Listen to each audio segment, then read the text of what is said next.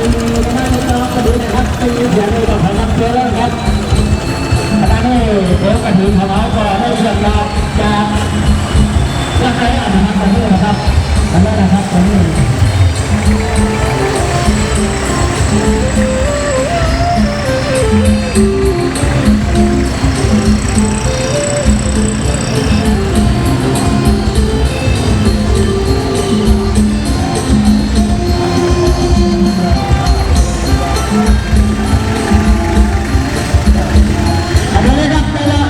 เดิ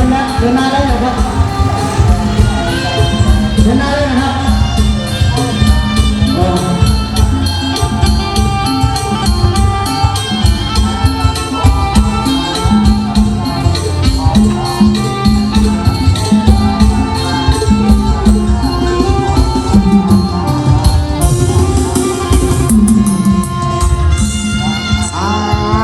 ตุกช้าตุกรอบตุกเลิกกัน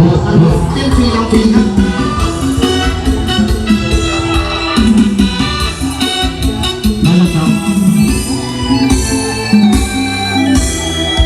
คนงามที่ตาก็จองน้องเจ้าดังเราคงคอยปกป้องพอให้เดินตามเจ้าหันมาทำยิ่งใหญ่ดวงใจพี่ดังดวงนี้เชื่อไปมากนะครับร้องผมเชื่อนะครับ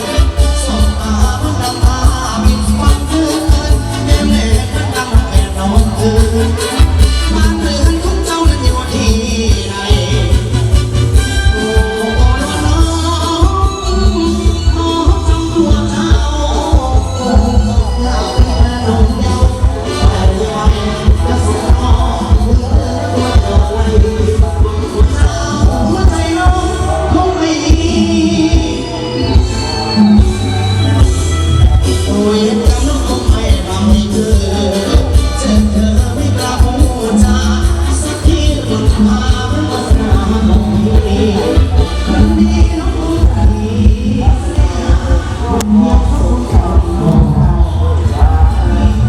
สวัสดีครับขอต้อนรับท่านผู้ชมทุกท่านเข้าสู่ G-Fox Sport on Tour นะครับผมยังอยู่ที่วัดศรีบุญเรืองครับหลังจากที่เมื่อคืนนี้เรามาร่วมงานขันโตกนะฮะในงานทอดกฐินสามัคคีนะฮะที่ได้มีการรวมตัวกันในกลุ่มเพื่อนๆแล้วก็พี่ๆน้องๆชาวบ้านเพื่อมาทำบุญร่วมกันนะที่วัดศรีบุญเรืองแห่งนี้นะเดี๋ยวมาดูกันครับว่าบรรยากาศของการแห่กฐินวันนี้นะเมื่อสักครู่นี้รถที่นำต้นกฐินนะก็ได้เดินทางออกจากวัดเพื่อทำการเขาเรียกว่าแห่กฐินนะฮะไปที่บ้านของกลุ่มของท่านประธานของกลุ่มสมาชิกที่รวมตัวกันมาทำบุญนะฮะแล้วก็เดี๋ยวจะย้อนกลับมาที่วัดอีกรอบหนึ่งนะซึ่งกฐินในครั้งนี้นะครับเป็นทำกฐินสามัคคีนะฮะนี่ฮะมีประธานอุปถัมภ์คือคุณวิโรธคุณปลาลีนะเมลุสกุลนะฮะคุณพระศักวุฒินะฮะพระวะเวทนะฮะถ้าอ่านชื่อผิดก็ต้องขอโทษด้วยนะครับผมแล้วก็มีการประธานดำเนินงานนางปรีดาขันทรีนะฮะคุณวิราชคุณเดือนเพ็ญพรหมฤทธิ์นะฮะบริษัทวิราชการพิมพ์จำกัดนะฮะส่วนประธานสายคุณไก่ก็จะมีคุณชรินนะคุณสลินทิพย์นุ่มวงคุณณัฐชัยแก้วราชคุณชยาพิมพ์สกุลแก้วนะฮะแล้วก็มีอีกหลายๆท่านนะที่มาช่วยสนับสนุนในกฐินร่วมบุญครั้งนี้ครับและตอนนี้ในบรรยากาศในวัดนะฮะก็เริ่มมีชาวบ้านนะฮะทยอยกันนำต้นกฐินเข้ามาร่วมทำบุญกันด้วยนะฮะสำหรับจุดประสงค์ของการทำกฐินครั้งนี้นะก็จะเป็นการรวบรวมระดมทุนนะฮะเพื่อสร้างหอฉันนะฮะสวัสดีครับผมครับเดี๋ยวถ่ายรูปกันเนาะถ่ายทางไหนก็ได้ครับยืนถ่ายทางไหนก็ได้ครับไปเก็บผักกันฮะเดี๋ยวตัวไปครับ ตามไปไม่ทันเดี๋ยวมันขับรถกัน เดี๋ยวต้องขี่มอเตอร์ไซค์ตัวไว้รถเก่งตัวไว้ครับเอาละครับ เรามาเก็บ วิภาควันติการเหล่าท่านใดอยู่เวียงใจเป็นบุญตาเป็นเจ้าพระองค์อำนาจ ขอกล้องนี้ก่อนนะครับ เจ้าทั้งบอก 1 2 วิธียิ่ง โอเคครับ ขอบคุณครับ บานเป็นเจ้ายิ่งโอกาส นี่ฮะ เราทั้งอาวาสเมตตาโทมาทิอันเทวาจัดบัดดังนี้เป็นเก้าว่าสุราเก้ามันลายเก้าโบกวายเป็นไงเป็นเจ้าแก่ไปปันเตอเป็นเต้าปัญญาสอนไทยราชเอาการอาจากหนึ่งมาที่ลาสุมาลาความเกิดหน้าเจ้า นี่ครับ วัดนะฮะ เดี๋ยวเราจะตามไป นี่จะออกยังครับรถกันนี่ จะออกเต้ยวันไปยัง ฮะ ไปเดี๋ยวผมขอขึ้นรถไปตัวหน่อยขึ้นหลังรถเนี่ยนะ ได้ครับ นี่ครับ เดี๋ยวเรานั่งกระบะตามไปนะฮะ เป็นคันสุดท้ายนะฮะ ตอนนี้กำลังรวบรวมต้นกระถิน ต้นท้ายๆขึ้นรถนะฮะ นี่ก็เป็นการร่วมแรงร่วมใจกันของชาวบ้านนะฮะ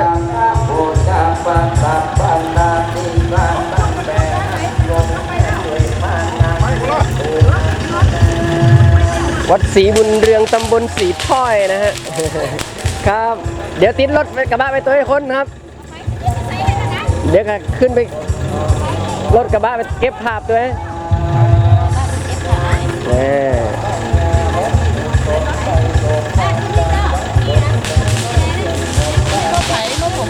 นี่ครับผมจะขึ้นกระบะนี่แหละ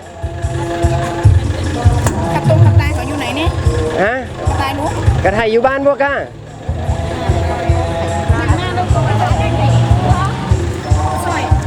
อุ้ยขึ้นได้ก็นี่ถ้าไข่ขึ้นได้นั่งหน้านะผมนั่งหลังฮะผมนั่งหลังละฮะนี่ครับครอบครัวแม่ทอนแม่จันดีนะฮะนี่จริงโอ้โห5 กองนะฮะ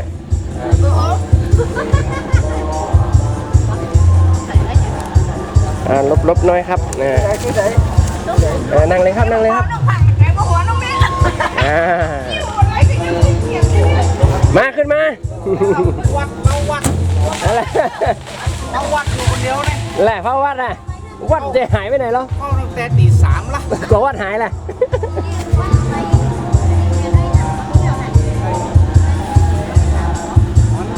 ได้ประกาศแล้วเรื่องนี้ละครับเดี๋ยวเราจะ ประกาศว้านี่ ปล่อยให้ผมไปนั่งตั้งหลังก้ามนะมาเลยครับโอเคนั่งลุ่มเลยก็ได้ครับนั่งมือลงได้ก็ได้เลยได้ เพื่อทายกันนั่นรอเลยนะ นี่ทายแล้วล่ะ ไม่ทายเดี๋ยวก็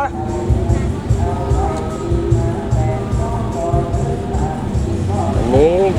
ขบวนรถที่แห่กฐินก็เดินทางไปบ้านคุณต่ายนะฮะกับพี่สาว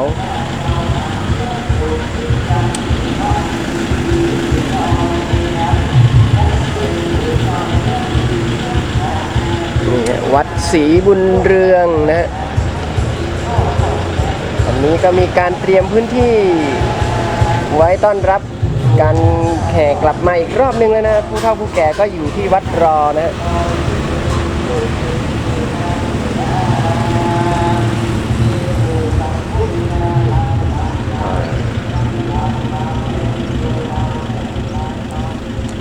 สำหรับวัดศรีบุญเรืองก็อยู่ในตำบลศรีถ้อยอำเภอแม่ใจนะเป็นบ้านเกิดของจีโฟกเองนะฮะแล้วก็ในการมาครั้งนี้ก็ต้องขอบคุณคุณต่ายนะฮะที่เป็นสปอนเซอร์ในการเดินทางให้นะฮะส่งค่ารถจัดการให้เรียบร้อยนะฮะทั้งไปและกลับในการมาเยือนครั้งนี้จีโฟกก็เลยถือโอกาสปลิวครับปลิวมาทำงานในเรื่องของการหาสถานที่จัด กิจกรรมวูดบอลให้กับสมาชิกเราด้วยนะครับซึ่งถ้าใครติดตามดูคลิปก่อนหน้านี้จีโฟก็ได้พาท่านผู้ชมสมาชิกทุกท่านนะไปดูบ้านผาแดงนะฮะที่บางปุเลาะนะฮะเป็นยอดดอยแล้วก็ไปดูหนองเล้งทรายนะเป็นสถานที่ท่องเที่ยวที่ตั้งใจไว้ว่าอยากจะพาสมาชิกที่มาร่วมกิจกรรมฟุตบอลนะไปเยี่ยมชมนะฮะตอนนี้เราต้องถือต้นกฐินไว้ด้วยนะกลัวจะปลิวนะฮะ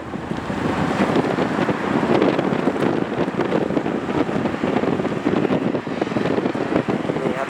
สองข้างทางของบ้านสีถ้อยแม่ใจเราก็มีเนี่ยร้านขายพวกเขียงมะพร้าวเผานะฮะก่อนจะมีมะพร้าวเผาเยอะมากนะตรงจุดนี้นะผาแดงนะนี่ครับที่เราไปมาเมื่อวานนี้ภูเขาด้านซ้ายมือนะต้องถือต้นกฐินด้วยนะ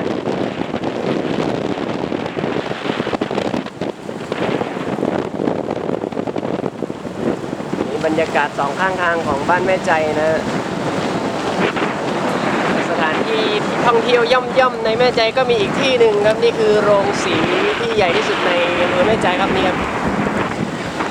จะเป็นโรงสีขนาดใหญ่นะแล้วก็มีการตกแต่งประดับหน้าโรงสี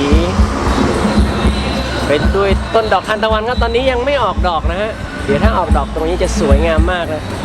อันนี้เรามาทันขบวนแห่แล้วนะฮะ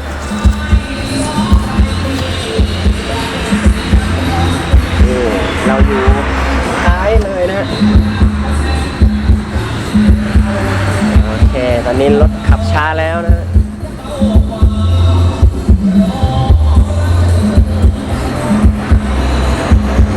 นี่คือโรงสีที่พูดถึงเมื่อสักครู่นี้นะมีการปลูกดอกทานตะวันไว้สำหรับให้นักท่องเที่ยวที่เดินทางผ่านนะไปทางเชียงรายก็จะได้แวะถ่ายรูปกันได้นะตอนนี้ต้นดอกทานตะวันก็เริ่มโตมาใกล้จะออกดอกแล้วด้วยนะนี่ครับมีโรงสีอยู่ด้านนู้นนะฮะโรงสีแม่ใจธนโชติวัดนะฮะ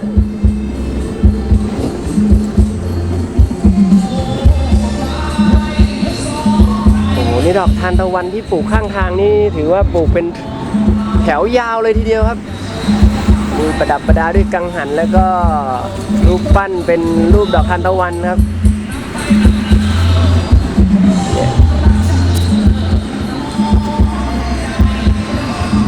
อันนี้มันจะบานช่วงเดือนไหนป่ะเดือนเนี้ยเนาะ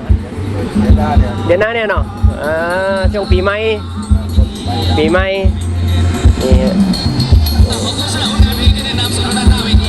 ่นี่ก็ให้เลี้ยงห้ำมาเนาะ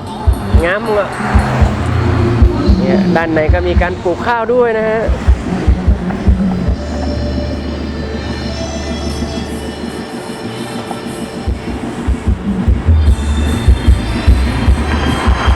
น้ำตกภูแกงถ้ำผายาวบ่อน้ำร้อนห้วยทรายขาวนะครับอันนี้ก็เป็นสถานที่ท่องเที่ยวที่สามารถมาเที่ยวได้ทางภาคเหนือนะฮะ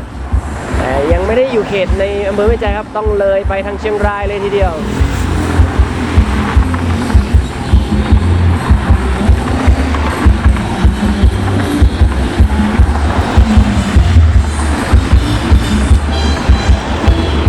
และนี่ครับเดี๋ยวผมจะลองซูมให้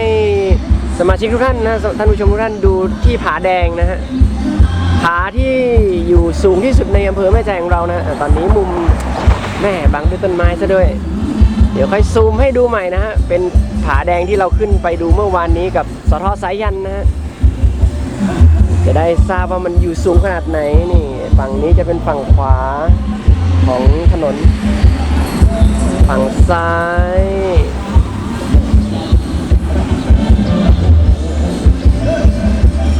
ถ้ามองจากตรงนี้เราซูมไปที่ภูเขาตรงปลายยอดภูเขาเทือกเขาจะเห็นผ ผาหินสีแดงๆเนี่ยที่เขาเรียกว่าผาแดง หลังพุ่มไม้นะหลังนู่นครับแดงๆนู่นเลยครับนี่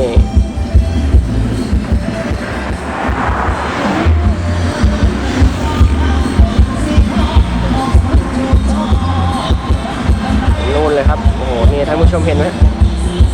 ตรงนู้นเลยนะครับโอ้ยนี่ไกลมากนะครับอากาศดีมากนะครับที่ผาแดงนะครับวิวสวยงามมากครับเป็นจุดชมวิวที่สวยที่สุดในอำเภอแม่ใจเลยก็ว่าได้เพราะเป็นจุดที่สูงที่สุดแต่เมื่อวานนี้เรายังไม่ได้ขึ้นไปบนยอดผานะฮะเราแค่ไปอยู่ข้างใต้แล้วก็มองขึ้นไปเห็นผาแดงเดี๋ยวไว้โอกาสหน้าครับถ้าจีโฟกมีโอกาสมาอีกครั้งหนึ่งจะพาท่านผู้ชมไปทัวร์นะฮะนี่ฮะไปอีกต้นหนึ่งอีกลำหนึ่งแล้วนะฮะ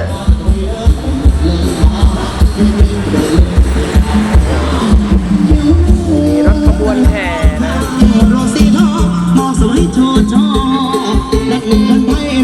นี่ก็เป็นอย่างขบวนนะครับเป็นขบวนแห่รับกระถิ่นจากกรุงเทพนะครับร่วมกับคณะสถาวัดศรีบุญยังของบ้านเฮานะครับเพราะฉะนั้นจะท่านใดนะครับสมัยน้องเฮานะครับจะไปร่วมทำบุญด้วยกันนะครับขอต้องเชิญเลยนะครับสู่วัดศรีบุญยังเฮาเวลานี้ขบวนก็มาถึงงานยามบ้านจะไปพุทธกันถึงเก่าแล้วนะครับเดี๋ยวก็ไปร่วมกันด้วยสมัยน้องอย่างต่อเนื่องงานจะดีนะครับเพราะฉะนั้นก็ขอต้องเชิญท่านพ่อแม่พี่น้องคณะสถาทุกท่านทุกคนได้นะครับไปร่วมกันนะครับสู่หน้าอ้วนสู่ปุยาของเขานะครับขอท่านเชิญนะครับเด้อสู่ได้ยินเสียงไม่แล้วอยากจะไปร่วมทำบุญนะครับ กลับมาทำบุญร่วมกันนะ โอเคร่วมกันคณะสถาวัดสู่ปุยาของเขานะครับในวันนี้นะครับถ้าท่านใดนะครับที่อยากจะทำบุญโตนะครับและร่วมทำบุญโตก็ขอท่านเชิญด้วยทางคณะกรรมการนะครับหรือว่าจะไปร่วมกันที่วัดนะครับว่าขอท่านเชิญนะครับในวันนี้นะครับที่ทางบ้านมันจอบนะครับจะยินเสียงในหน้าต่อไปร่วมกันนะครับด้วยเอาที่นี่มีองค์กฐินจากกรุงเทพนะครับรวมกับคณะสถาวัดศรีบุญยังเฮานะครับมาถอดหน้าอวดศรีบุญยังในปีนี้นะครับพี่อกโกรมพี่เป็นชาวสวนน้องจะชวนให้ชมให้พี่ฝันหวานเดี๋ยวจะผ่านประดมดาวน้อยลอยลมให้รักติดลมและจมรักดักตา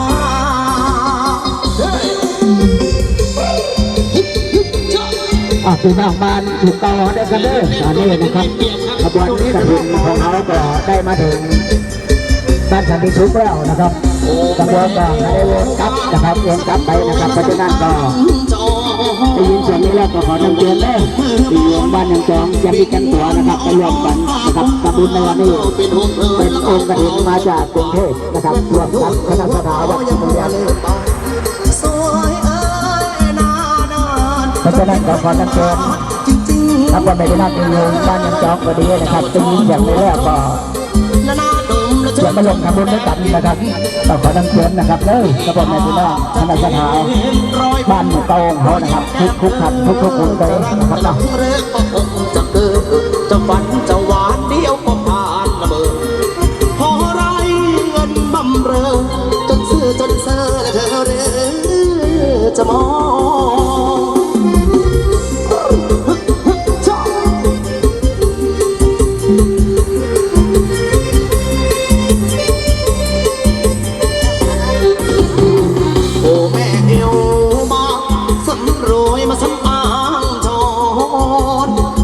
วันละนมมือบอดวิ่งมอนอ่อนปากหวานเจ้าเป็นองค์ขบวนบ้านยังจองนะครับจะยินเสียงนี้ก่อนเสียงนี้ยังตัวเลยเด้อบ้านปู่เต้าเขานะครับเป็นพี่น้องบ้านปู่เต้าเขาบ้านเกิดเป็นชุดจริงๆยินเสียงนี้แล้วต่อเป็นเนี่ยทั้งตัวนะครับไปร่วมทำบุญด้วยกันเป็นองค์กฐินสมาธิของกรุงเทพรวมกับคณะสถาวัดศรีบุญยังของเขานะครับวันนี้เป็นวันเดือนดีเป็นวันนี้นะครับวันนี้ถือเป็นวันดีเป็นบุญใหญ่นะครับได้รวมทำบุญด้วยกันนะครับทุกท่านทุกคนด้วยนะครับที่อยู่ในบ้านในจอก็ออกมาจากบางมัดถ ถนนได้นะครับตอนนี้นะครับถนน สา สา วย ต่ ให อ ญ่ ไปร้อยสาวเลยครับในกระเป๋าชุดที่สองที่ผ่านไปครับขอขึ้นมาจัดให้ครับผลงานเพลงนี้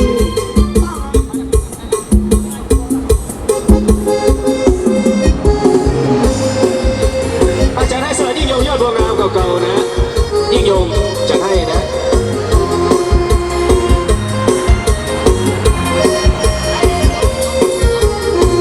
ที่ผมฝันใจวันเลี้ยงควายริมน้องยังเป็นเจ้าของหัวใจน้องมาชมชื่อชะงามลายแท้ยามแปลนักยืนพี่ยิ้มฟื้นยืนตะลึงมองน้องนาพี่ทอดฝากรักสมัครใจขอเป็นแฟนหัวใจเนื้อแน่นมีคู่แล้วหรือยังว่างถ้าไม่มีพี่นี่ขอนำทางขอร่วมเคียงข้างเพลงกับใจนางเรือทองน้องสาวรักพี่บ้างไหมไม่เห็นสนใจหลงไหลเมื่อประมองที่ทำอย่างนี้คงจะมีคู่ครองหัวใจของน้องอยู่แล้วหรือคือใครที่ได้แต่คิดนั่งก็คิดนอนยังคิดความหวังได้ชิดดูมืดจางหายมองทุ่งหญ้าน้ำตาพี่ไหล เราจะไปดูบรรยากาศกันต่อในคลิปหน้านะตอนนี้เดี๋ยวรอให้ถึงบ้าน